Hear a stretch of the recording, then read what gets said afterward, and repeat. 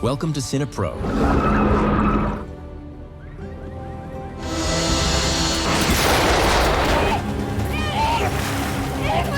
where we bring your favorite movies back to life with quick recaps, hidden details, and everything you missed. In 1949, a volcanic eruption occurred near the Spanish island of La Palma, causing a series of earthquakes and resulting in the formation of a fault line along the volcano's summit. The entire area shifted toward the ocean, and since then, locals have believed that another disaster is inevitable.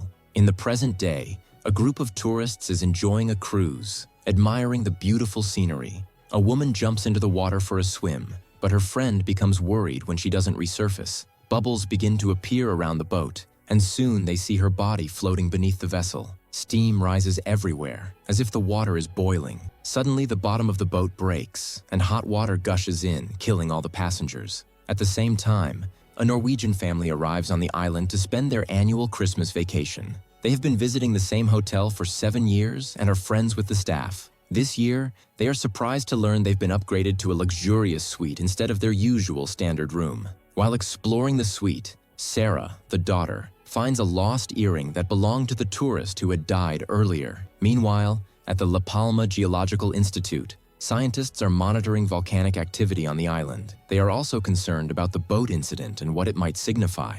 Marie notices that the transmitter sending data to her computer is malfunctioning. She and Hawker head up the mountain to investigate. Upon reaching the site, they leave their car and continue on foot, finding the transmitter near the entrance of a cave. The transmitter appears intact, but there is additional equipment inside the cave, so they venture in to explore further. Marie is shocked to find running water in the cave, which wasn't there during her last visit. After collecting a sample, they continue their investigation and discover dozens of dead bats on the ground. Hawker uses a device to measure air quality and detects high concentrations of carbon dioxide and sulfur gas. Deeper in the cave, they find the second part of the transmitter, which has been destroyed. It turns out a large crack has appeared in the cave ceiling, and falling rock debris damaged the equipment. The two return to the institute and report their findings to their supervisor, Alvaro, who reprimands them for assuming this could be evidence of an impending volcanic eruption. He insists they find concrete proof before alarming the public. Hawker explains to Marie that Alvaro is overly cautious because 3 years ago, he prematurely announced a volcanic eruption, causing panic and evacuations. But the eruption never occurred. Later, Marie watches a video showing the potential magnitude of a tsunami in the region, leaving her deeply frightened. At home, her brother Eric tells her about his upcoming diving project. Interestingly, sea turtles are gathering in La Palma, which is unusual since they don't typically travel in groups. The next day, the family has lunch together. Tobias, the son, who has a neurological disorder, throws a tantrum when the food doesn't look like the picture on the menu, forcing the parents to calm him down. During this time, Sarah notices Charlie at another table, and they exchange admiring smiles. Later, while Sarah is alone by the pool, Charlie invites her out for the evening, but she has to decline because she needs to look after her brother. Her father, Frederick, notices this and tells her to go, assuring her that he will take care of Tobias. After Sarah leaves, Frederick becomes suspicious when he sees his wife, Jennifer, talking to the staff member who upgraded their room, seemingly showing interest in him. When Frederick looks around and realizes Tobias is missing, he interrupts Sarah's meeting with Charlie before she even has a chance to greet him. Together, they search the beach and find Tobias on a hill, staring at the sea turtles in the water. Meanwhile, Eric is diving to study the turtles. When they return to the hotel room, the staff member arrives to update them on the status of their rental car. Frederick gets into an argument with Jennifer, and the children overhear from the next room. At the same time, a doctor in the morgue shows Alvaro the latest analysis from the boat incident, including some photos. The doctor confirms that the victim's skin was burned by extremely hot gas, and they inhaled lethal levels of carbon dioxide and sulfur. He suggests this could indicate the presence of magma, but Alvaro dismisses the idea. Back at the institute, Marie and Hawker analyze the cave water sample and find it low in minerals, indicating it traveled quickly from the surface to the tunnels. Marie hypothesizes that the crack might extend all the way to the mountain's summit. Hawker examines a topographic map and realizes the crack aligns with the fault line from the 1949 eruption. They decide to return to the mountain. After some hiking, they are shocked to confirm the crack indeed reaches the summit. Using specialized equipment, they begin taking measurements. At the hotel, Frederick notices faint tremors on the balcony. Meanwhile, at the institute, Alvaro and his team receive an alert on their monitors about gas emissions on the hill and the likelihood of an earthquake. Alvaro instructs his team to notify the civil guard. Just then, Marie calls to inform him about her discovery. At that moment, gas starts spewing from the ground around them, forcing Marie and Hawker to run. On their way back, they encounter a group of campers. Marie stops to warn them to flee as well, advising them to wet cloths with water and cover their faces while running. The gas makes visibility difficult, and Marie accidentally gets separated from the group. She trips and falls unconscious. Marie dreams of drowning and wakes up in a hospital. She's informed that she inhaled a large amount of gas and is currently in a coma due to her sensitivity. None of the campers survived. Tensions rise as the team argues over Alvaro's reluctance to issue an official warning. He insists that another false alarm would destroy their credibility entirely. Marie shares her personal experience of surviving a tsunami and losing her family, which could have been prevented if they had received a timely warning. She also calls Eric, urging him to stay away from the sea. At the hotel, Sarah finally talks to Charlie, but her mood changes when she sees him with another person, mistakenly assuming it's his partner. Frederick and Jennifer consider taking a trip to the mountain, but someone informs them that the area has been closed due to fatalities. The person also mentions Tobias's incident, which Jennifer was unaware of. Back in their room, another argument ensues. Overheard by the children once again, Frederick accuses Jennifer of being absent lately and implies that he feels closer to Sarah, even though she is adopted. Jennifer becomes upset and locks herself in the bathroom, and Sarah, who was crying, slipped away and left. The girl reached the city and called her uncle, Jens, who works at the Norwegian Ministry of Foreign Affairs. When she asked him for money for a plane ticket to return home, Jens tried to tell her it was a bad idea, so Sarah hung up on him. After that, Jens tried to call Jennifer, but her phone was silent because she was meditating. Later, Sarah managed to board a plane to Madrid and was surprised when she received a message from Charlie. Meanwhile, Mary and Alvaro presented their findings to the mayor, who was worried it might be another false alarm. The two didn't give up and convinced her to arrange a meeting with the government. After that, Mary tried to convince Eric to return to their country, mentioning the tsunami, but Eric thought she just wanted to get rid of him and wasn't upset. At the institute, scientists noticed an increase in tremors occurring all over the island, which they believed indicated ash being emitted to the surface. There are 3 stages indicating a potential volcanic eruption. First, gas emissions, then ash, and finally, lava. The data from the mountain showed that the crack was still widening, and within minutes, the situation worsened. Alvaro told his team to notify all airports, and suddenly, the volcano erupted, releasing a massive amount of ash that was visible from afar to anyone at the hotel. The staff told tourists not to worry as it was just ash. Unfortunately, the plane Sarah was on received the warning late and flew into the cloud, causing its engines to catch fire. At the hotel, Jennifer and Frederick received a call from Jens, who told them about Sarah's plan. The couple assumed flights had been canceled, but at that moment, they saw Sarah's plane crashing and breaking apart. The incident quickly spread in the news, and the couple rushed to the local hospital where paramedics were taking the survivors. They couldn't find Sarah anywhere, and Jennifer started to panic and yell at the nurses, forcing Frederick to take her away. At the same time, the mayor arranged for Alvaro and his team to have a meeting with the government, who were skeptical about ash turning into a real volcanic eruption. After a long discussion, they finally agreed to begin preparations. Later, Alvaro told his team to leave with their families, but he decided to stay and monitor the situation. Mary hugged him warmly before heading home, only to find Eric missing and not answering his phone. After a while, an officer brought Jennifer and Frederick a passenger list, explaining that Sarah was missing, along with everyone seated in the front part of the plane, which had exploded. The couple returned to the hotel to wait for news, and when they entered their room, they were shocked to find Sarah there waiting for them with Tobias. After spending some time with her family, Sarah went to the pool and found Charlie, who told her that her message had convinced her to get off the plane.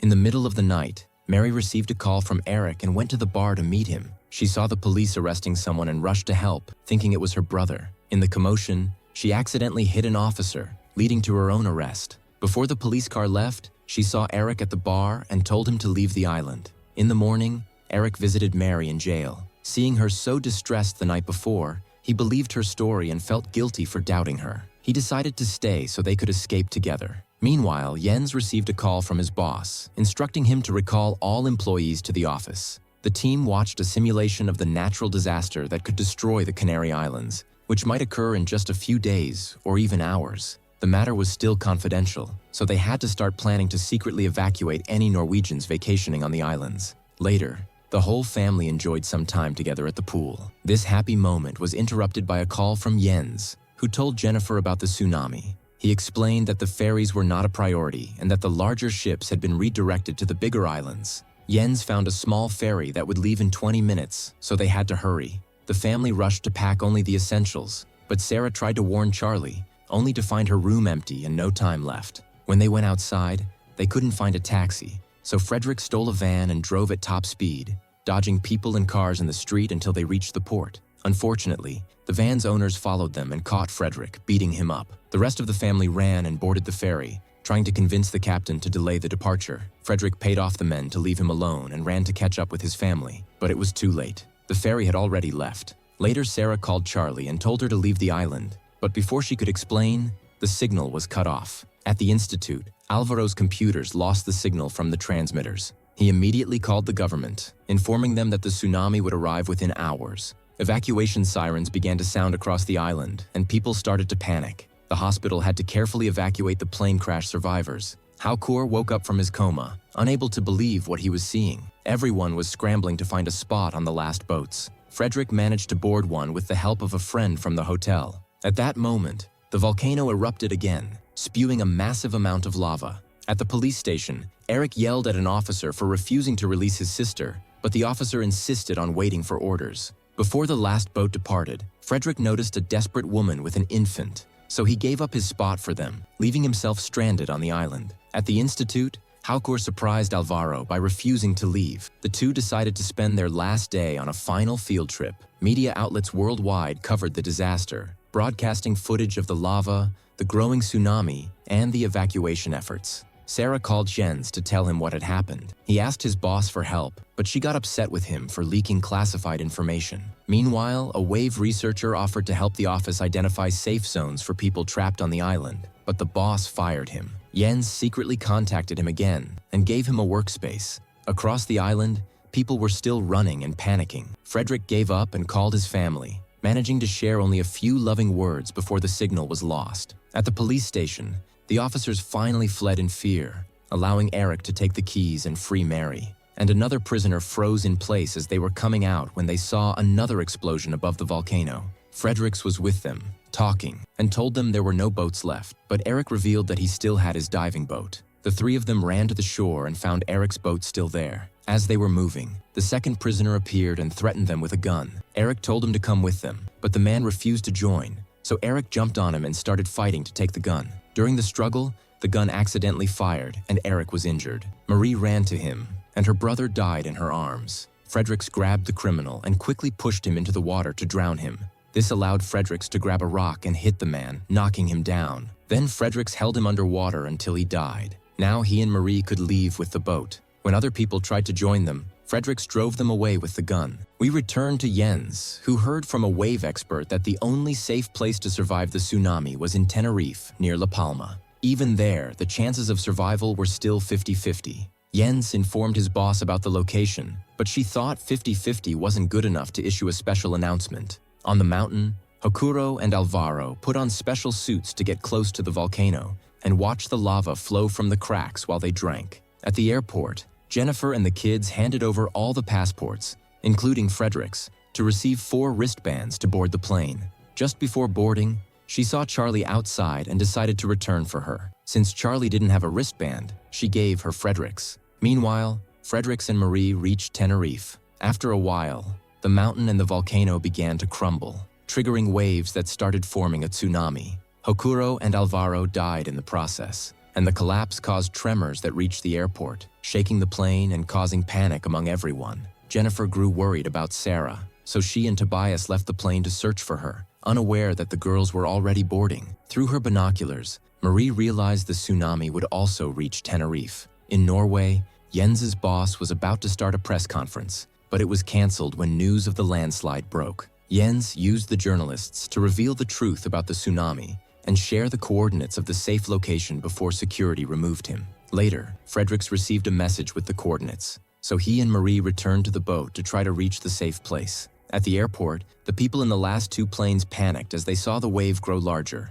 Sarah called her mother to inform her she was on the plane, and Jennifer told her to stay there. At that moment, Charlie also received a message with the coordinates, which Sarah forwarded to her mother. Jennifer couldn't read them, and when she tried to search online, the service cut out. Fortunately, Tobias, who loved maps, found the location easily. He left with the last airport employee, who had a van and volunteered to take a few remaining people from the airport. During the journey, Tobias saw the massive tsunami and panicked, so Jennifer tried to distract him. On the boat, Marie and Fredericks worked hard to maintain control as the water became harder to navigate by the second. Worse, they lost signal on their phones and could no longer check the map. Two massive waves collided behind them, but they managed to avoid them at the last moment. Shortly after, the tsunami reached the airport, and the ground began to crumble. The plane couldn't take off, and the wave hit it directly, shattering the windows and flooding it. Nearby, Jennifer's group had no choice but to abandon the van and run toward the mountain. At the safe location, Marie and Fredericks arrived and found a group of survivors hiding there. When the airport group arrived, Fredericks was happy to reunite with his family until he realized who was missing. On the plane, Sarah woke up and was shocked to find she was still alive, while Charlie remained unconscious. Sarah laid her on the ground, and with the flight attendant, they performed CPR until she woke up. Afterward, the girls left the plane and found the airport completely destroyed. The media covered the disaster, showing the devastation in the islands,